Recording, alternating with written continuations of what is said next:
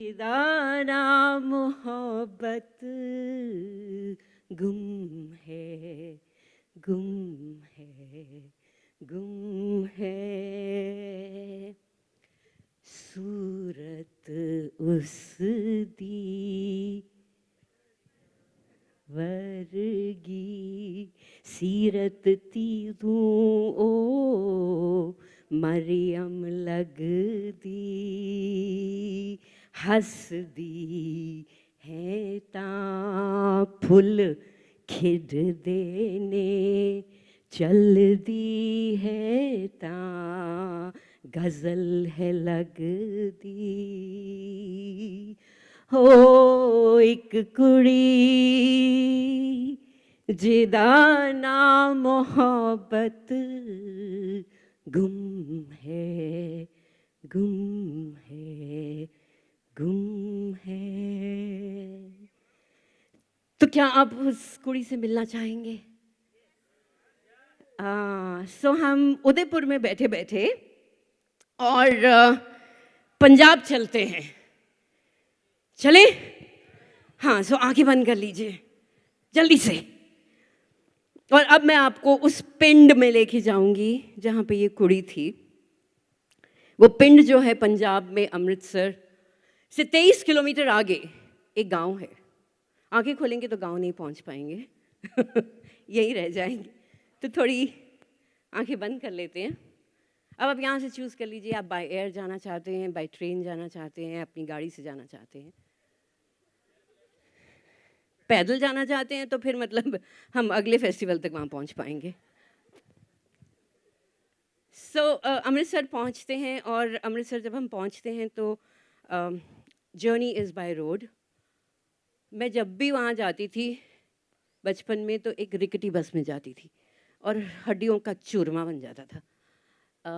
छोटी सी सड़क है और वो आपको लेके जाएगी। एक तो बॉर्डर है जो हम सब जानते हैं जिसे वाघा बॉर्डर कहते हैं। एक बॉर्डर है जिसका नाम है चक बॉर्डर। और ये जो कहानी है, ये चक बॉर्डर के पास एक गांव है जिसका नाम है प्रीतनगर, जिसे गुरबख्श सिंह प्रीतलड़ी ने बसाया था। ये इंडिपेंडेंस से पहले का गांव है और यहाँ पे बहुत सारी शख्सियत आके बैठती थी, जिसमें फैज़ अहमद फैज़,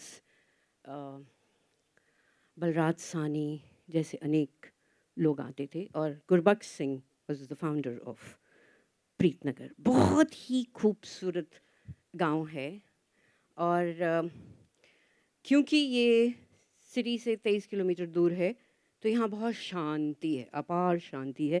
और जब आप जाते हैं उस गांव में तो आपको सड़क के दोनों तरफ लहलहाते हुए खेत नज़र आते हैं। तो मतलब आप जब ड्राइव कर रहे हैं और सुबह सुबह का समय है और ठंड का मौसम है, हल्का सा आप अगर खिड़की को गाड़ी की नीचे करेंगे तो बड़ी ठंडी सी हवा आती थी और मज़ा आता था, क्योंकि आपको वो स्मेल लेनी है, आपको एहसास करना है कि मैं एक गांव में, एक कंट्री साइड में हूँ।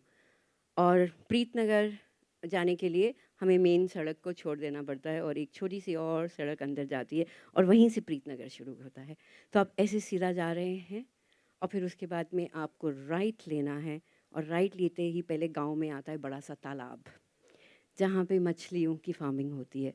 और आप सीधा चलते जाते हैं, तालाब है और आप सीधा चलते जा रहे हैं तो वहाँ पे एक घर है। फिर उसके बाद में एक और घर आता है जो पोस्ट ऑफिस में तब्दील कर दिया गया था। और वो घर भी किसी ने कि वहाँ पे पोस्टल सर्विसेज आएँ, क्योंकि प्रीतलड़ी के लिए पोस्ट ऑफिस ज़रूरी था। वो प्रीतलड़ी गुरबख्श सिंह ने जब वो गांव बसाया तो उन्होंने एक मैगज़ीन शुरू करी थी जिसका नाम था प्रीतलड़ी, जो आज भी चलती है। और उन्होंने 40 किताबें लिखी हैं। तो बहुत डाक आया करती थी क्योंकि उस ज़माने में इंटरनेट नहीं था और स्टैम्प कलेक्शन हमने वहीं से शुरू करी थी। तो एक घर था जो दे दिया गया था क्योंकि उस घर का कोई कनाडा चला गया था तो वो घर खाली पड़ा हुआ था। अब पोस्टमास्टर साहब कहने लगे मैं उत्थे जाके नहीं डाक घर खोलांगा, मैं शुरू जी खोलांगा। तो शुरू का घर जो था वो उनको दे दिया गया था, आगे का हिस्सा डाक खाना था, पीछे वो रहते थे। और फिर ऐसे अंदर जाके बहुत मतलब कुल मिला के 50 घर होंगे उस गांव में, सब एक दूसरे को जानते थे, सब एक दूसरे के साथ बहुत मिलजुल के रहते थे। और गुरबख्श सिंह जिन्हें दारजी कहा जाता था, उनके 5 बच्चे थे, 2 लड़के और 3 लड़कियां। दारजी का ऑरा बहुत खूबसूरत था।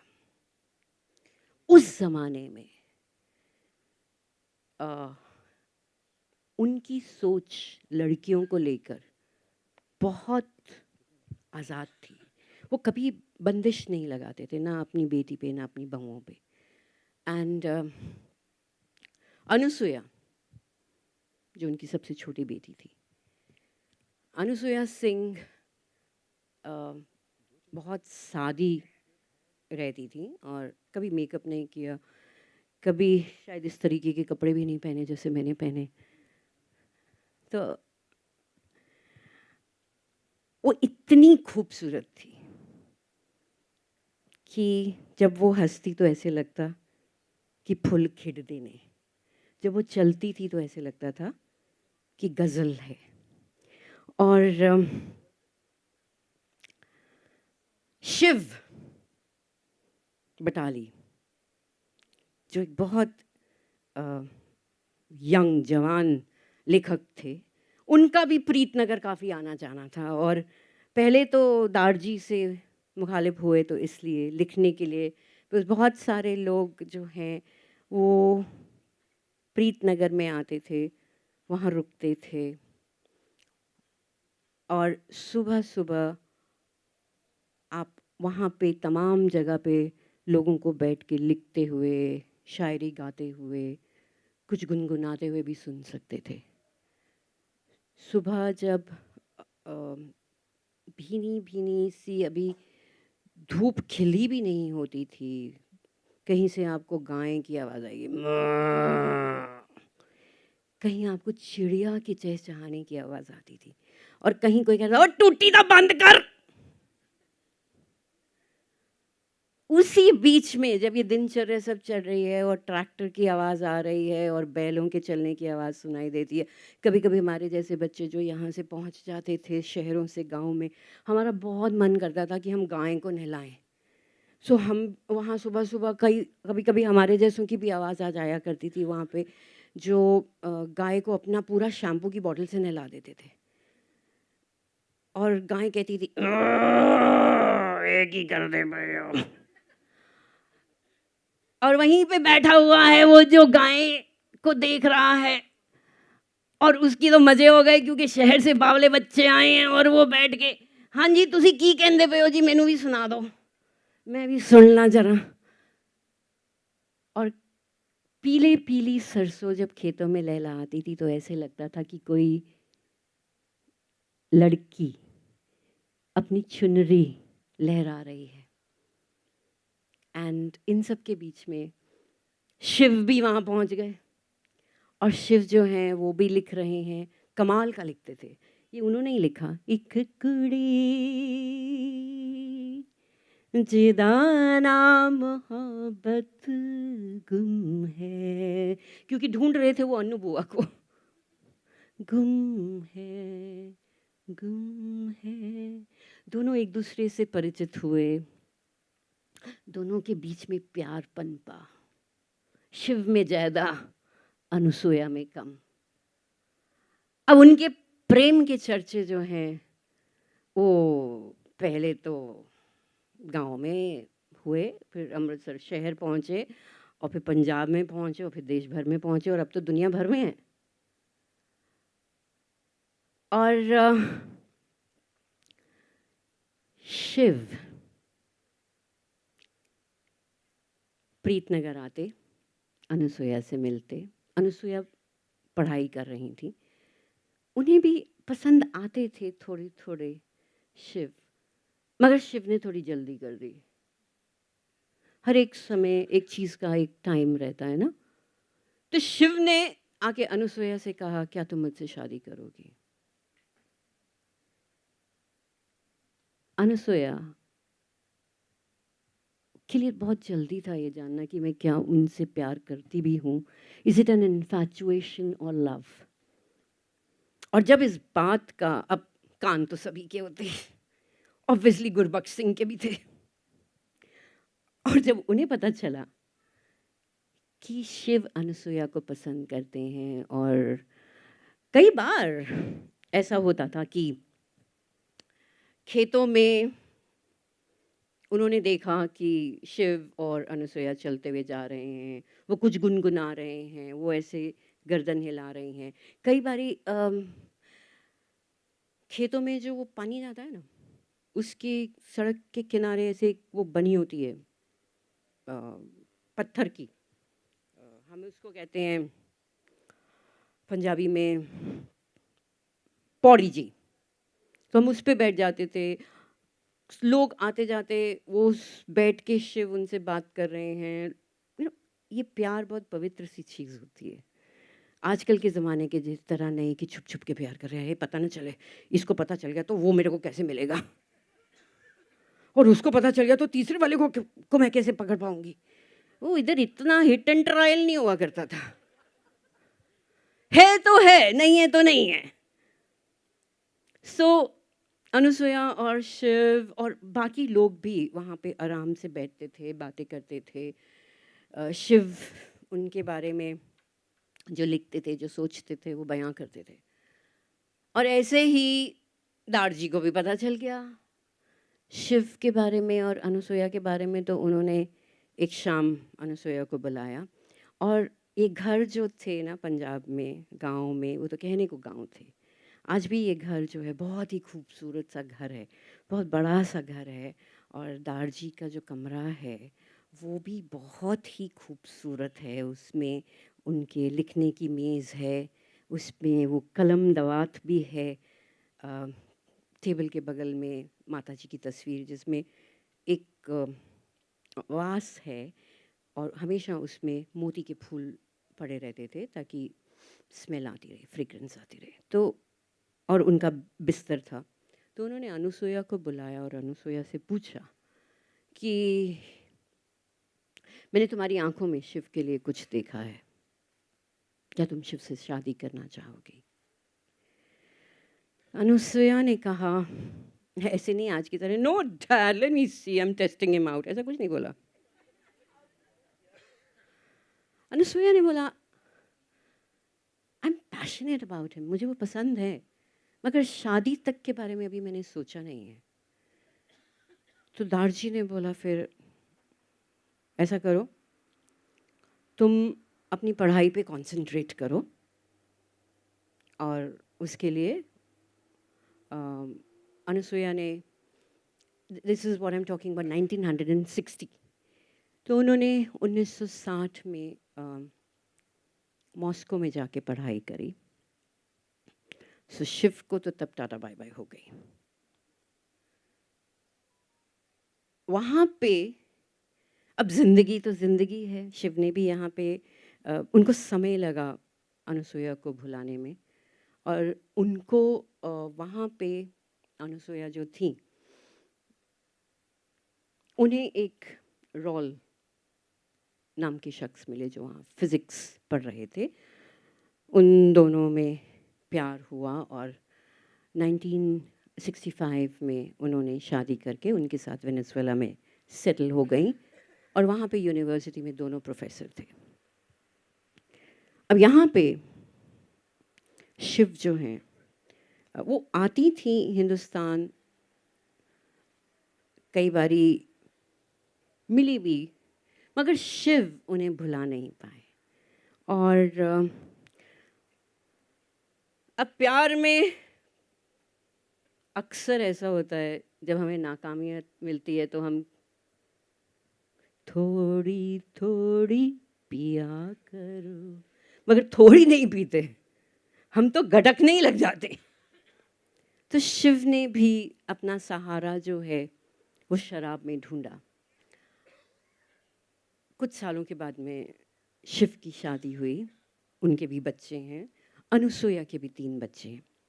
अनुसुईया की अभी हाल ही में 2020 में डेथ हुई है। अक्सर ये कहा गया कि अनुसुईया ने शिव को धोखा दिया, और क्योंकि ये तो एक लाज़मी सी चीज़ है जो आपके और मेरे ज़िंदगी में होती है। अब ज़िंदगी में अगर कोई आपसे प्यार करेगा तो आप उससे जाके शादी तो नहीं कर लोगे जब तक कि आपको भी उनसे प्यार ना हो। सो अनुसुईया जो थी वो जब भी हिंदुस्तान आती, ऐसे नहीं कि उन्होंने शिव से बात करनी बंद कर दी। जब वो आती तो उनसे मिलती थीं, उनके घर जाती थीं, और when Shiv passed away Anusuya उनके घर गईं। और मैं जब प्रीतनगर में थी तो मेरी मुलाकात 2 व्यक्तियों से हुई जिन्होंने कहा कि वो अरुण, जो शिव की पत्नी हैं, उनसे मिले उनकी डेथ के बाद। तो अरुण उनको एक एल्बम देती हैं जिसमें बहुत सारी तस्वीरें थी। And as they are flipping the pages they come across this page where there is Anusuiya's photograph. पूरे आपको याद होगा, जो हमारे ज़माने के लोग हैं, पहले तो एल्बम्स हुआ करती थी, और वो एल्बम्स होती थी ब्लैक पेपर पे तस्वीर लगी हुई है, और वो पूरे ब्लैक पेपर पे सिर्फ एक ही तस्वीर लगी हुई थी अनुसुईया की, जो ब्लैक एंड वाइट में थी, जो अगर आप चाहें तो गूगल सर्च करेंगे तो वहाँ पे अनुसुईया की है। वो तस्वीर दिखाती हैं और 2 मिनट के लिए रुक जाती हैं और कहती हैं कि शिव की दोस्त थी। कितना खूबसूरत सा रिश्ता है कि मैं जानती हूँ कि मेरे पति जो हैं उनका पहला प्यार मैं नहीं हूँ, अनुसुईया है, और वो मैं किसी और को दिखा रही हूँ। इतनी सच्चाई आज के रिश्तों में नहीं होती है जो उस ज़माने के रिश्तों में थी। और जब अनुसुईया हिंदुस्तान आई आखिरी बार, तो उन्होंने बताया कि आसमान में, और देखो ऊपर सब लोग, ये जो काला काला है ये आसमान है, इसमें एक स्पॉट जहाँ से लाइट आ रही है वो एक तारा है, आप चूज़ कर लीजिए। ऐसे ही उन्होंने भी एक तारा चूज़ किया जिसका नाम उन्होंने शिव रखा, और अक्सर शाम को वो जाके उस तारे को देखती हैं आकाश में मरने से पहले, और उनसे बातें किया करती थी। सो अगर शिव की रूह उन्हें देख रही होगी तो ये ज़रूर कहेगी, रह रह के उनको याद हमारी आती है, रह रह कर उनको याद हमारी आती है, ये राज फिज़ा मुझे बताती है।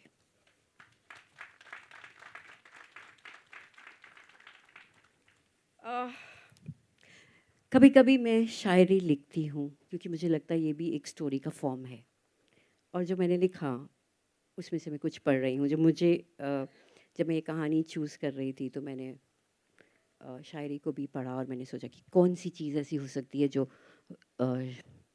शिव और अनुसुईया के बीच में वार्तालाप बन सकती है मरने के बाद। इतना भी न सोच मेरे बारे में, इतना भी न सोच मेरे बारे में कि खुद से भी ये सच छुपा न पाओ कि तुम्हें मुझसे प्यार है।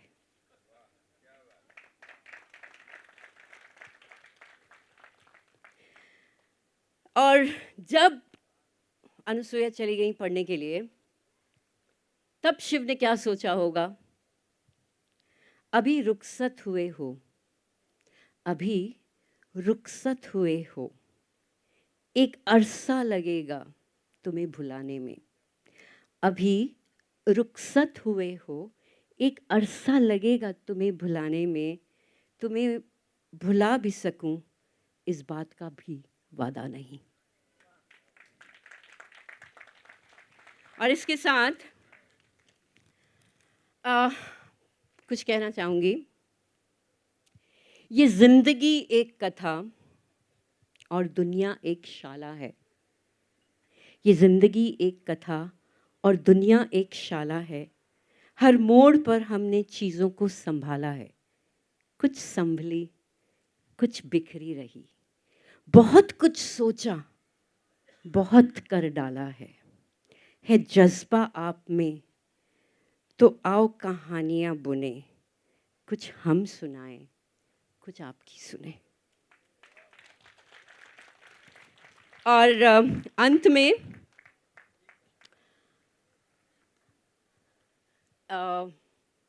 शिव की लिखी हुई अनुसुईया के लिए कुछ लाइनें हैं जो जगजीत सिंह जी ने भी गाई हैं। मुझको तेरा शबाब ले बैठा, मुझको तेरा शबाब ले बैठा, रंग गोरा गुलाब ले बैठा। बिकॉज वो वाकई में बहुत खूबसूरत थी, चिट्टी, और ऐसे लगता था जैसे यहाँ पे कुछ रगड़ लिया हो, सेब रगड़ लिए हों। हाँ, पंजाब ना होंदियां इदां दियां इन्हें, मैं हुण की करा। कितनी पीली, कितनी बाकी है, मुझको ये हिसाब ले बैठा। अच्छा होता मैं सवाल ना करता। अनुसुईया तो मेरे नाल ब्याह करेंगी। अच्छा होता मैं सवाल ना करता, मुझको तेरा जवाब ले बैठा। फुर्सत जब भी मिली है कामों से, फुर्सत जब भी मिली है कामों से, तेरे मुख की किताब ले बैठा। मुझको तेरा शबाब ले बैठा। मुझे जब भी तुम हो याद आए, मुझको जब भी तुम हो याद आए, दिन दहाड़े शराब ले बैठा। एक कुड़ी जिदा नाम मोहब्बत गुम है, गुम है, गुम है। क्या हम साथ गा सकते हैं? एक कुड़ी जिदा नाम मोहब्बत गुम है। We can clap along. गुम है, गुम है। साड मुरादी सोनी फबत गुम है, गुम है, गुम है। सूरत उस दी परियां वर्गी हसदी तां। नहीं, गजल ते चलन ते लगदी है। हसदी है तां फुल खिड़दे ने, चलदी है तां गजल है लगदी। ओ एक कुड़ी जिदा नाम मोहब्बत गुम है, गुम है, गुम है। और ये कहानी मुझे कहाँ से पता चली? तमाम बचपन बीत गया मेरा प्रीतनगर में। My bua was married to Gurbaksh Singh's elder son, और तमाम छुट्टियां हम जाते थे वहाँ बिताने के लिए। और कोई कुछ एक साल पहले मैं एक स्कूल में गई थी and I met this manager of the school. He said मैं ਅੰਮ੍ਰਿਤਸਰ ਤੋਂ ਆ। मैं ਕਿਹਾ मैं भी ਅੰਮ੍ਰਿਤਸਰ ਤੋਂ ਆ। ਤੇ ਕਹਿਣ ਲੱਗਾ ਅੱਛਾ ਤੁਸੀਂ ਅੰਮ੍ਰਿਤਸਰ ਤੋਂ ਕਿੱਥੋਂ? ਮੈਂ ਕਿਹਾ ਜੀ ਪ੍ਰੀਤਨਗਰ ਜਾਂਦੇ ਸੀ ਅਸੀਂ। ਕਹਿੰਦਾ ਗੁਰਬਖਸ਼ ਸਿੰਘ? ਮੈਂ ਕਿਹਾ ਆਹੋ। ਕਹਿੰਦਾ ਲੈ ਉਹਨਾਂ ਦੀ ਤੇ ਕੁੜੀ ਦੇ ਨਾਲ ਬਟਾਲੀ ਦੀ ਬੜੀ ਚਹਿਲ ਪਹਿਲ ਸੀ। ਮੈਂ ਕਿਹਾ ਅੱਛਾ ਮੈਨੂੰ ਤੇ ਪਤਾ ਨਹੀਂ। ਕਹਿੰਦਾ ਹਾਂ ਉਹ ਇੱਕ ਕੁੜੀ ਉਹਦਾ ਨਾਮ ਉਹ ਪਤਾ। ਹਾਂ ਤੇ ਬੜਾ ਚੰਗਾ ਗਾਣਾ ਮੈਂ ਤੇ ਬੜਾ ਸੁਣਿਆ। ਕਹਿੰਦੇ ਉਹਨੇ ਉਹਨਾਂ ਦੇ ਲਈ ਲਿਖੇ ਸੀ। तुरंत मैंने फ़ोन उठाया, अपनी भाभी को फ़ोन लगाया, ए अनु भूआ दा ते उन्हां दा की रिश्ता सी? So this is how you come to know about the stories of your family, and when Sushmita ji told me कि आप एक रोमांटिक स्टोरी करिए, तो मुझे लगा इससे बेहतर कहानी क्या हो सकती है. Thank you so much.